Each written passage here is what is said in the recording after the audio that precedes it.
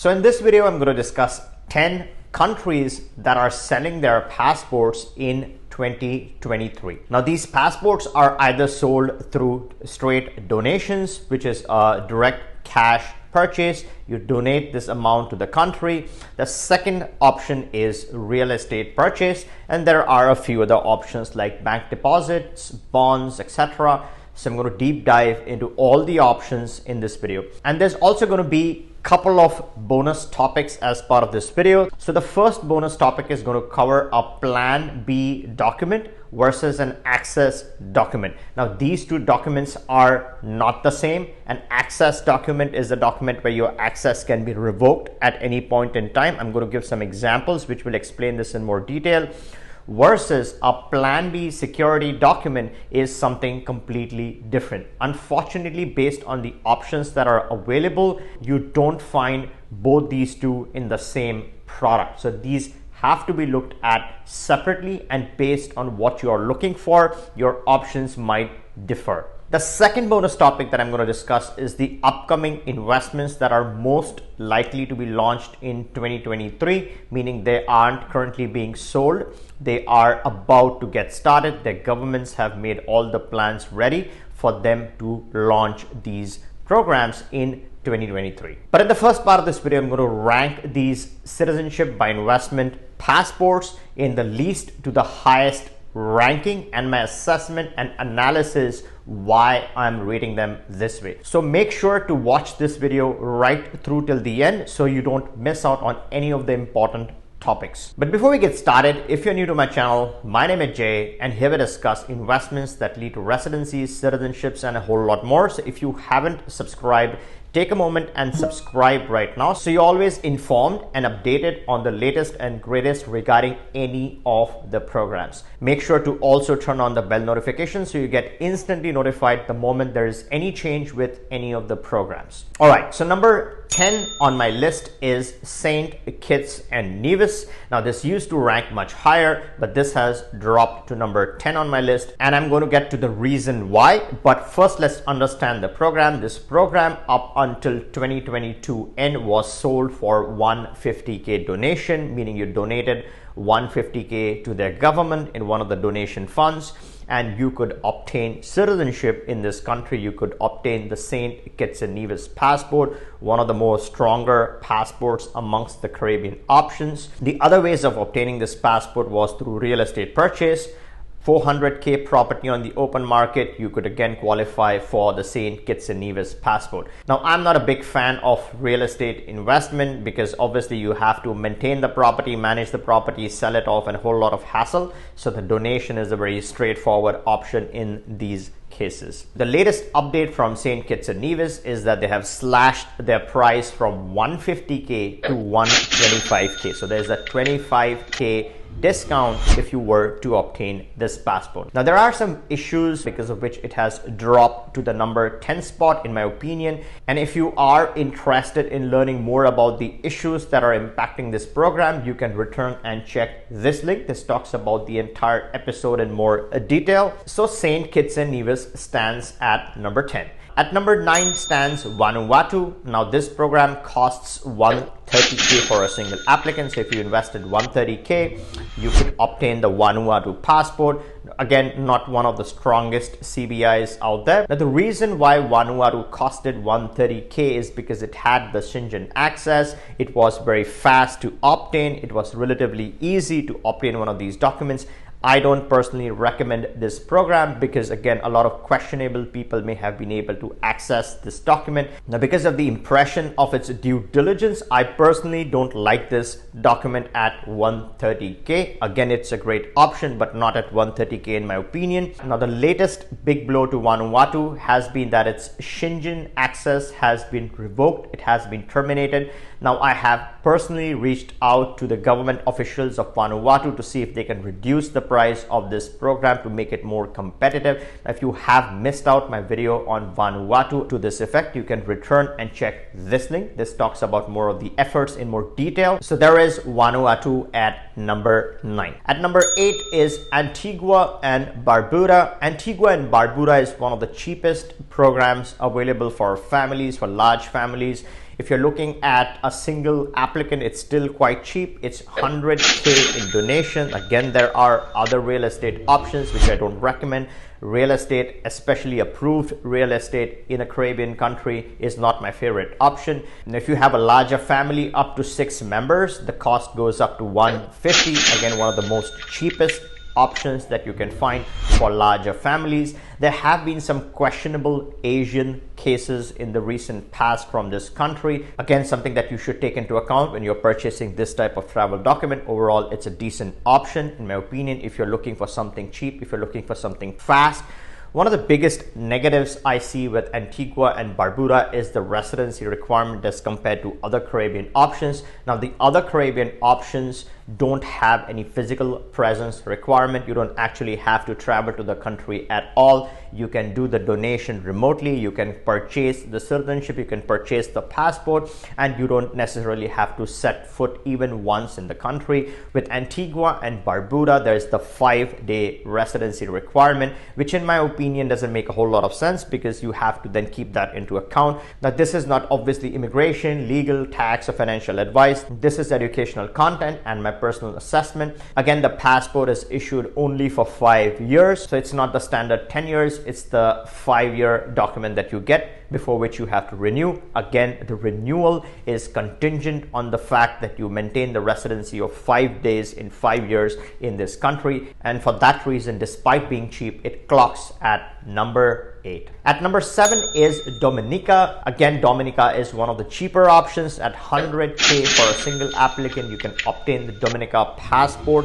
Again, a lot of questionable people have had access to this document. That is something that I take into account when I'm starting the program. Again, the program itself is good. It's just that the kind of applicants that were able to gain access and go through this program is something that you should watch out for. But overall, nothing against this program. It's a straightforward deal, 100K, and you can get the Dominica passport. For larger families, the Antigua and Barbuda is still cheaper than Dominica, but for a single applicant, it is 100K plus fees. So all these CBI programs will have additional fees. You're looking at 10 to 15% fees that you have to take into account. These numbers are pure, the basic minimum donation required, but then you have lawyer fees, processing fees, application fees, passport fees, and a whole lot of other bunch of small fees, which bump up the cost by at least 15% in most cases. At number 6 comes St. Lucia. I like St. Lucia more than other programs, and that is the reason why it comes in at number 6. A slightly cleaner reputation in my opinion. Now, I'm not suggesting the other programs are any less. It's just the reputation in my opinion based on the past history and some of the issues that are surrounding some of the other programs. The St. Lucia passport is slightly under the radar. It's not as known as some of the other options. And one of the reasons why the other options are well known or known as CBI passports more than St. Lucia is because they have been in existence from much longer. St. Lucia, the deal is straightforward, 100K for a single applicant and you can get the St. Lucia passport. St. Lucia is one of the cheapest CBIs that are available at this time in 2023. One of the biggest negatives with St. Lucia is the amount of information that it asks for as compared to other programs. Now, asking for more information is not a bad thing for them. They can collect as much data as they want, but a lot of people have privacy concerns, some unnecessary information like your relationships, meaning not marital relationships, but let's say you have a fiance or you have a girlfriend. You don't want all of that type of information to be visible on the application forms. Now, normal set of information is fine, but when you get too personal and start collecting too much information, that is something that I see as one of the weak points. Again, this is just a personal opinion, does not undermine this program. This program is good. It's just that it's asking for way too much information. So they ask you for the names and the location, which I think makes it a little too extreme as compared to some of the other programs. Nonetheless, it ranks at number 6. At number 5 stands North Macedonia, a 250K donation to the country. It's 250K euros. So that is something you need to take into account. One of the biggest drawbacks or the negatives with this program is that we don't have much successful real life data. So although they sell their citizenship still in 2023, there hasn't been any formal closure to this program. However, there haven't been any successful applicants from this program, and because of which I do not recommend this program to any of my clients. But still, if you look at the pure programs and the ranking terms, a North Macedonia passport has 125 to 130 countries access. The reputation is pretty good. It's in that European Balkan region. So overall, I would rank this at number 5. At number 4 stands the Turkish CBI. Again, a very interesting option. It's in the Middle East. One of the biggest advantages that people see with the Turkish CBI is that you can buy or purchase property on the open market. This is one of the very few CBIs where the real estate investment made a lot more sense because there is no donation option. You don't part away with your cash to the government. You do some form of investment. Either it's you're buying your own property on the free market or depositing money in the bank account. Now, when the Turkish program in the early part of 2022 was at 250k investment in your own property, it made a lot of sense. It was a very attractive program. A lot of people actually invested, purchased their properties and applied to this program. So this was very attractive in the early part of 2022, but mid 2022, they changed the rules. They made this 400k investment in your own property not as attractive as before. What's more attractive in this case is the 500k bank deposit. Now, obviously that comes with its own set of risks, but still on paper, a 500k investment in your own bank account, which you can reclaim after a lock-in period, makes a lot more sense than investing 400k in today's times in Turkey, in the Turkish property market. Nonetheless, it's a very decent program. One of the disadvantages that I see for Westerners is that it's on the FATF gray listed list of countries. Again, depends upon where you're coming from. If you're coming from a country which is on the FATF gray list already, it may not make any difference. Again, a very attractive option for a lot of people. So Turkey stands at number 4. At number 3 is Egypt, and I know a lot of my viewers are going to be surprised that I'm ranking Egypt so highly, and one of the biggest reasons is going to be covered in the next topic, which is a Plan B versus access document. The other documents are pure access documents. They're not true Plan Bs. Again, the topic in the end is going to clarify and justify why Egypt stands and ranks as a Plan B above some of the other CBI options. But Egypt is pretty interesting. It's pretty attractive. Obviously not a strong travel document. This is not something that I would recommend for travel purposes. Assuming you have a strong passport and you're looking for a genuine true Plan B security, then Egypt is a very interesting option. It's in the Middle East. It's an up and coming country.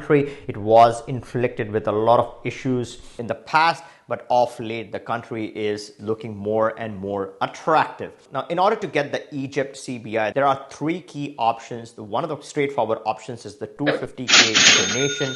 Not a favorite one. I would not recommend this option. The second option is more attractive, which is investing 400k USD in your own business. So meaning you start your own business, you deposit 400k as an operating capital, structure it correctly, and that can get you the Egyptian citizenship. Again, a very attractive option. You also have the 500k in property purchase, but unlike Turkey, this is the government approved property purchase. Again, not a favorable option in my opinion. The best option still is starting a business, operating capital of 400k in your own business, and you get to keep the citizenship effectively for a very low cost. So Egypt is at number 3. Now, number 2 on the list is Cambodia. Again, a big surprise for a lot of my viewers. This is a Plan B option. It is not good for access, right? So the Cambodian passport is not a very strong travel document. Obviously, the main reason why someone would get a Cambodian citizenship is if they're looking for Plan B, security and safety. Again, a very up and coming country, a very progressive country. And this is a good option for a lot of people. A lot of Chinese and Asian investors are closely looking at the Cambodian option.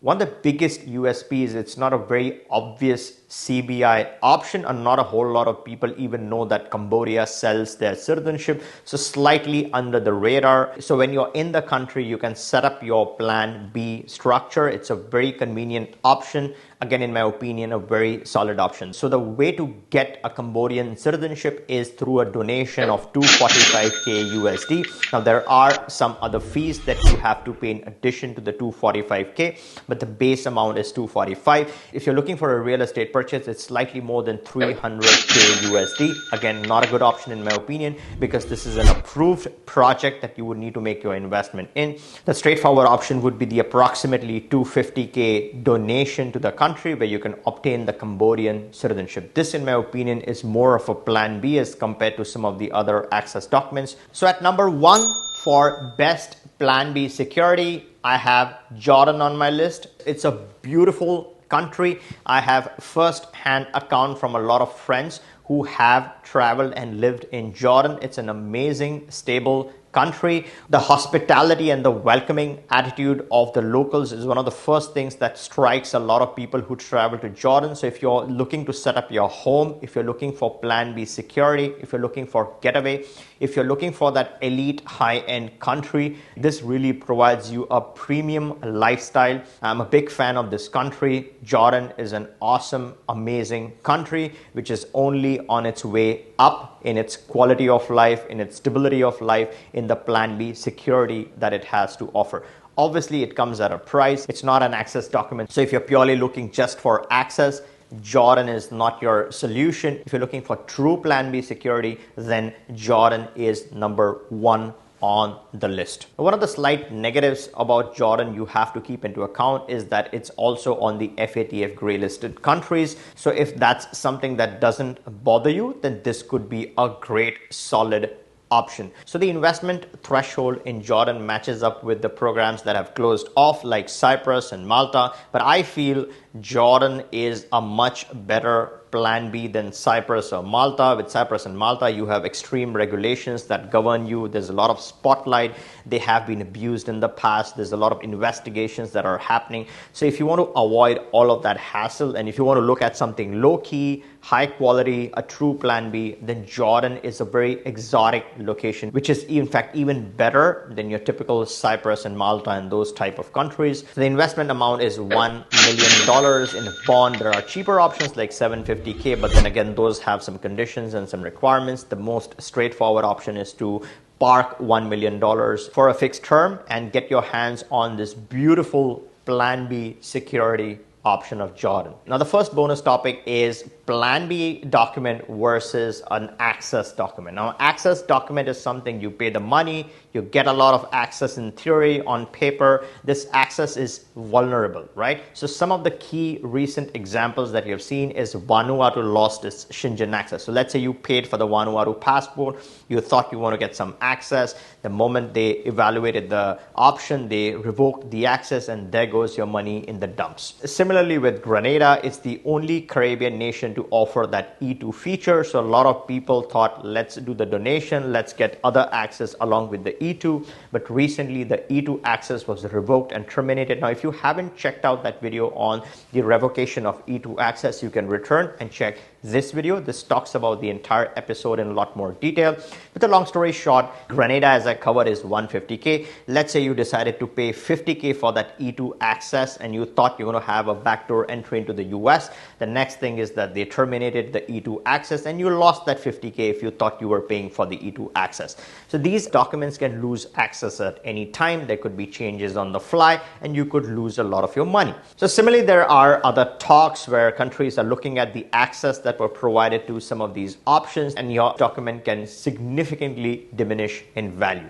Now, an access document does not necessarily function like a plan B security. A lot of the times when you purchase these documents, you're purely purchasing these from an access perspective. You aren't going to set up shop. You aren't going to physically relocate to, move to, and start living in these countries. So when you can't live in a country, when you can't survive in a country, when you are never going to visit that country even once in your life, all you were interested in was a passport, then that is not a plan B security option in my opinion. Plan B security option is immune to that issue because you're not looking for access. Let's say you come from a Western country. Let's say you're from the US, Canada, Australia, New Zealand, or any other country which has a solid, strong travel document, and you're looking to add that Plan B security to your portfolio. That is where you want a low-key option which is immune to that revocation, which is not in the spotlight because anyways the passport is weak, but it provides you with that stable, diversified location where you can actually start living. You can get a great versatile diversity. Let's say you're from Australia, you're parking your capital, you're diversifying your portfolio in Jordan, you're getting a Jordanian citizenship.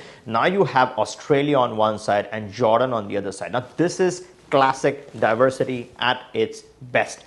Not when you park your capital, let's say in a Caribbean country, which you are never going to visit and which has a big risk of losing the access. Then you're putting your money in the mud, you're wasting all your money. So that is just access, that is not Plan B security. And therefore, when rating these options in 2023, people are looking for Plan B security. People are not looking to renounce citizenships. That is the thing of the past. Now people want to keep what they have, hang on to the best things that they have, but also add Plan B securities. So if there is an issue, then they can exercise a Plan B security and not just get some document which has theoretical access and no realistic chance of actually relocating to that country. And this is one of the most important criteria and parameters that has gone into rating some of these CBI options. Now, the final bonus topic is what are the citizenships that are most likely to launch in 2023. Now, I have made a very detailed video of all the countries that have announced their plans or intentions